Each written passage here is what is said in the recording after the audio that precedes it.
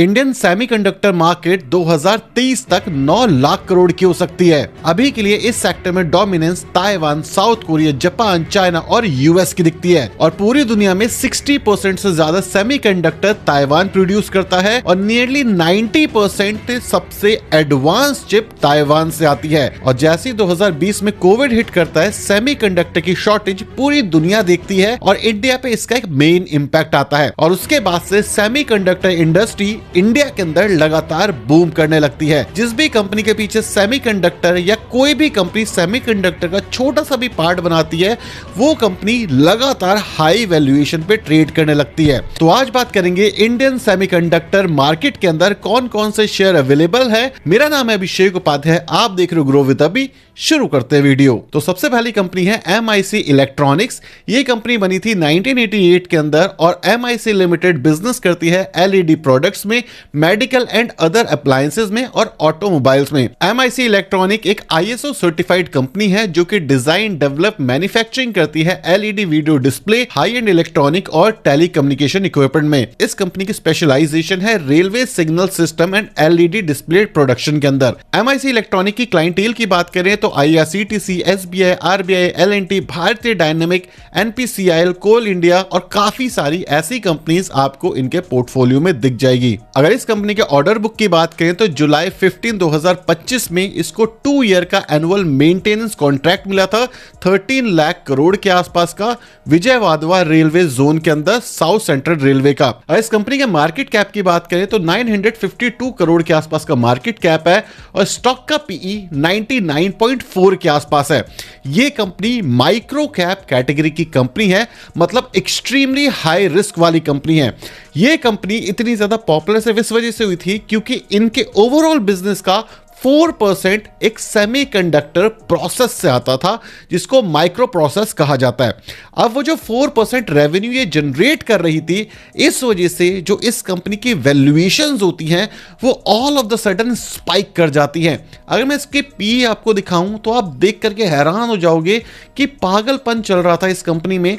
जहां ये company normally trade कर रही थी अप्रैल तक 24 के पी पे, उसके बाद ऑल ऑफ द सडन ये 100 के पी को क्रॉस कर देती है और ऑल ऑफ द सडन हर इंसान इस कंपनी के बारे में बात कर रहा होता है कि इस कंपनी की टॉप लाइन देखो कितनी अच्छी है, ये टर्न अराउंड कंपनी बन चुकी है। पहले एक ह्यूज लॉस मेकिंग कंपनी थी और अब देखो बड़े बड़े ऑर्डर इसको मिल रहे हैं। टॉप लाइन अगर हम देखें 2021 के बाद से जब इसने टर्न अराउंड करा खुद को, तो टॉप लाइन इसकी ग्रो हुई है। लेकिन अगर मैं इसके बॉटम लाइन की बात करूं तो किसी भी ईयर ऑन ईयर लेवल पे जो बॉटम लाइन है ये कंसिस्टेंट ग्रो नहीं कर रही है।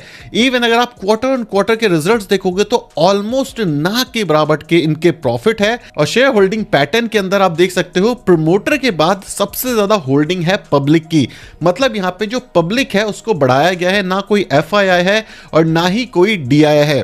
ये कंपनी की एक साजिश होती है कि सस्ते भाव में अपने शेयर को खरीदो, ऊंचे दाम पर ले जाओ और रिटेल इन्वेस्टर को फंसा दो। इस कंपनी ने रिटेल इन्वेस्टर को काफी सारे सपने बेचे और उसके बाद इसको फंसा दिया गया।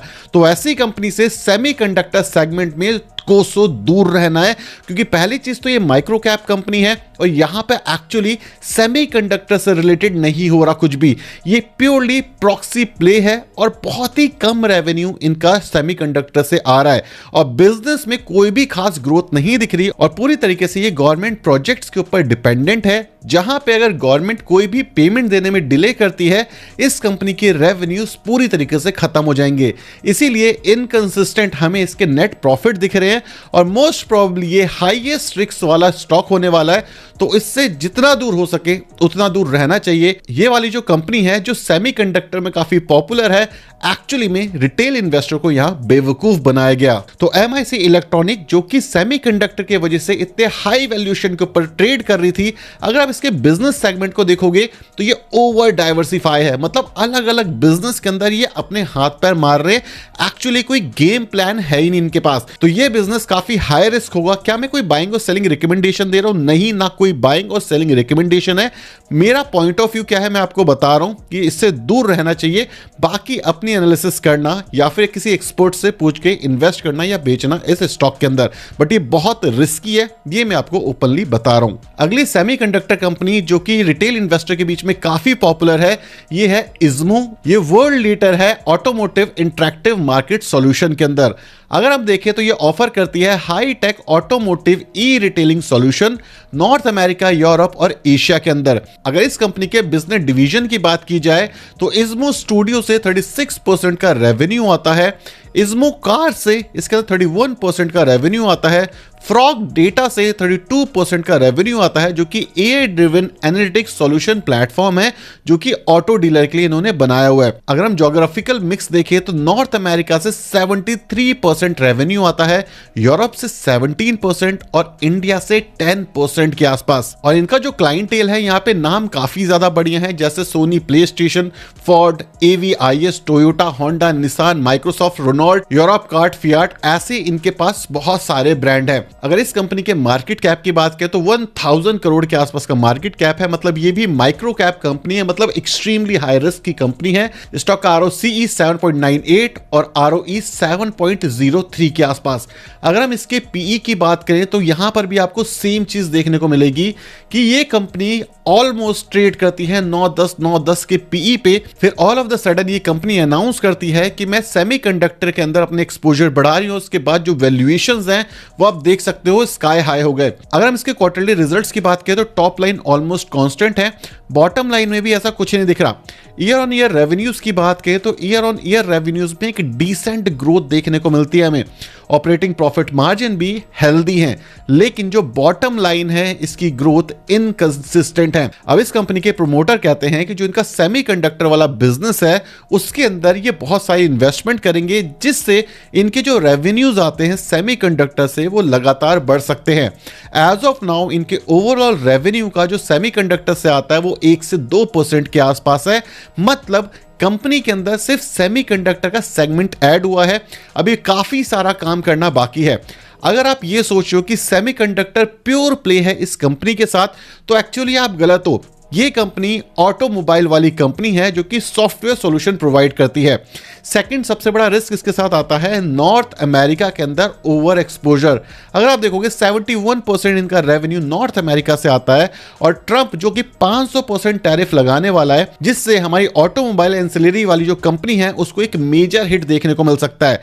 एज ऑफ नाउ इंडिया के अंदर जो सबसे बड़ा डर है कि ट्रंप कौन से सेक्टर पे कितना टैरिफ लगा देगा। इस समय पे इतनी हाई वैल्यूएशन वाले सेगमेंट पे अगर हम इन्वेस्ट करते हैं तो एक बहुत बड़ा खतरा हो सकता है।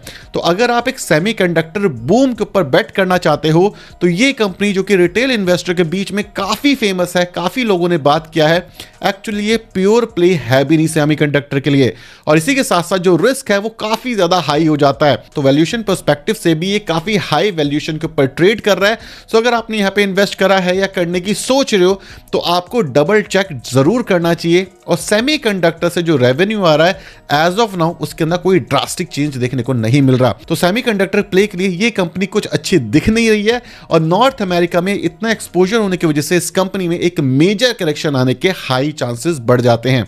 अगेन मैं बोलूं कोई बाइंग और सेलिंग रिकमेंडेशन नहीं है, लेकिन ये कंपनी काफी रिस्की है, और माइक्रो कैप होने की वजह से इस कंपनी में काफी हाई अप मूव और काफी हाई डाउन मूव देखने को मिलेगा। मतलब काफी ज्यादा अप और डाउन होता है, मतलब एक मेजर चांस है कि एज अ रिटेल इन्वेस्टर आप फंस जाओ और काफी लंबे समय तक आपका कोई पैसा ना बने और आप लॉस मेकिंग स्टॉक के अंदर काफी लंबे समय तक फंस सकते हो। CG power and industrial solution एक ग्लोबल एंटरप्राइज प्रोवाइड करती है end to end solution to utilities, industry and consumer को, जो कि मैनेज कर सकते हैं एप्लीकेशन को एफिशिएंटली और सस्टेनेबली। ये काफी सारे product, services and solution offer करते हैं मेनली इनके ट्रू बिजनेस सेगमेंट से, जो कि है power system and industrial system. अगर हम इसके प्रमोटर की बात करें तो ट्यूब इन्वेस्टमेंट ऑफ इंडिया, जो कि पार्ट है मुरुगप्पा ग्रुप का, वो इसके एक मेन प्रोमोटर्स में से आते हैं। अगर बिजनेस सेगमेंट की बात करें तो इंडस्ट्रियल सिस्टम से 64% का रेवेन्यू आता है, पावर सिस्टम से 35% का, डिस्ट्रीब्यूशन इनके पास 9 रीजन में इनके ऑफिसेज है, 450 से ज्यादा चैनल पार्टनर्स हैं इनके, और 500 से ज्यादा ऑथराइज्ड सर्विस पार्टनर हैं इनके। सीजी पावर सेमीकंडक्टर प्लांट के अंदर भी ग्रो कर रही है और पार्टनरशिप कर रही है रेनेसास इलेक्ट्रॉनिक्स कॉर्पोरेशन के साथ, जापान के साथ, और स्टार्ट माइक्रो इलेक्ट्रॉनिक थाईलैंड के साथ। ये लोग स्टार्ट करेंगे सेमीकंडक्टर यूनिट सनंत गुजरात के अंदर, जहां पे 7600 करोड़ से ये कैपेसिटी बिल्ड करेंगे है 10 मिलियन यूनिट्स डेली की, और इस कंपनी को फिजिकल सपोर्ट एग्रीमेंट भी मिला है 3,501 करोड़ के आसपास। इस कंपनी की मार्केट कैप की बात करें तो 9,256 का मार्केट कैप दिख रहा है। स्टॉक का पी 86 का है, मतलब हाई पी पे ट्रेड कर रही है। ROC 37 और ROE 27 के आसपास दिख रहा है। ये कंपनी रिसेंटली काफी बुरी तरीके से गिरती हुई दिखती है, और इसके पीछे सिंपल रीजन होता है कि जो इसकी सब्सिडरी कंपनी है वहां पे काफी सारे प्रोजेक्ट लॉस होते हैं। जैसे कि CG पावर की जो सब्सिडरी है उसने काफी सारे प्रोजेक्ट को साइन किया था, लेकिन जो ऑर्डर है वो कैंसिल हो गया, और ये ऑर्डर था वर्थ ₹5 to 6 बिलियन का, जो कि इन्होंने सिक्योर किया था नवंबर 2024 में। इसी के साथ साथ जो Q2 के रिजल्ट्स थे वो भी डिक्लाइन हुए और प्रॉफिट बुकिंग आपको देखने को मिली, और जो पास्ट गवर्नेंस थी CG पावर की उसके ऊपर काफी सारे इरेगुलरिटीज के वजह से काफी सारे एलिगेशंस लगे कि भाई ये कंपनी काम नहीं कर पाई ढंग से, और यही कुछ मेन कारण थे जिस वजह से CG पावर का जो प्राइस है वो सिग्निफिकेंटली ड्रॉप हुआ। इस कंपनी की अगर हम ऑर्डर बुक की बात करें तो ये जो कैंसिल हुआ ऑर्डर, ये बड़ा ऑर्डर था, इसका इंपैक्ट हमें आने वाले क्वार्टर के रिजल्ट्स में भी देखने को मिलेगा। इसी के साथ साथ जो वैल्यूएशन है ये एक्सट्रीमली एक्सपेंसिव हो चुकी है, क्योंकि जो वैल्यूएशन होती है ये आपको आपकी ऑर्डर बुक पे मिलते हैं कि आने वाले टाइम पे जो रेवेन्यूज आएंगे ये आपको एक रीजनेबल PE के आसपास ले आएंगे। लेकिन अगर ऑर्डर बुक गिर गई मतलब रेवेन्यूज गिर गए, मतलब आप ओवर एक्सपेंसिव हो गए, जिस वजह से मार्केट पनिश करती है और स्टॉक के अंदर एक मेजर फॉल देखने को मिलता है। लेकिन जो मैनेजमेंट का इशू है ये एक सीरियस इशू हो सकता है।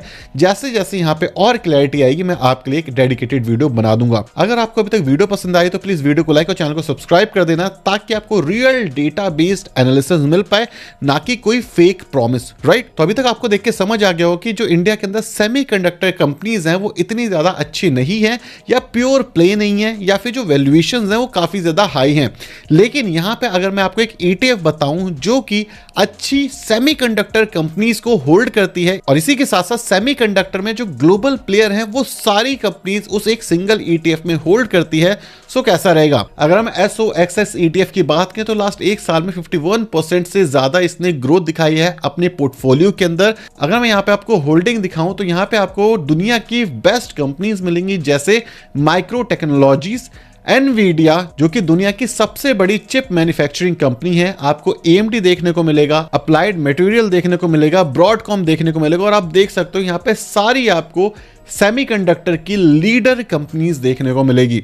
और यहाँ पे जो फैक्ट शीट है यहाँ पे आप इसका सारा का सारा डेटा पढ़ सकते हो। लेकिन यहाँ पर भी एक छोटी सी दिक्कत है, वो दिक्कत ये है कि आप अपने नॉर्मल अकाउंट से इसको परचेज नहीं कर सकते। सो आपको देखना पड़ेगा कि कौन से अकाउंट से आप इन्वेस्ट कर सकते हो बाहर के ETF में। मेरे लिए इंटरैक्टिव ब्रोकर काम करता है, कोई स्पॉन्सर्ड वीडियो नहीं है। लेकिन अगर आप एक सेमीकंडक्टर का प्योर प्ले लेना चाहते हो और लीडर कंपनी के अंदर इन्वेस्ट करना चाहते हो, सो मेरे ख्याल से कम रिस्क लेकर के अगर एक ETF का बंच लिया जाए तो सेमीकंडक्टर में एक सही पोजीशन भी हम बिल्ड कर सकते हैं। इसी के साथ साथ जो रिस्क है वो भी कम हो जाएगा, क्योंकि हमारा जो पैसा है वो अलग अलग कंपनीज में लगेगा, लेकिन दुनिया की टॉप लीडर कंपनी में लगेगा जिनके रेवेन्यूज भी काफी हाई हैं।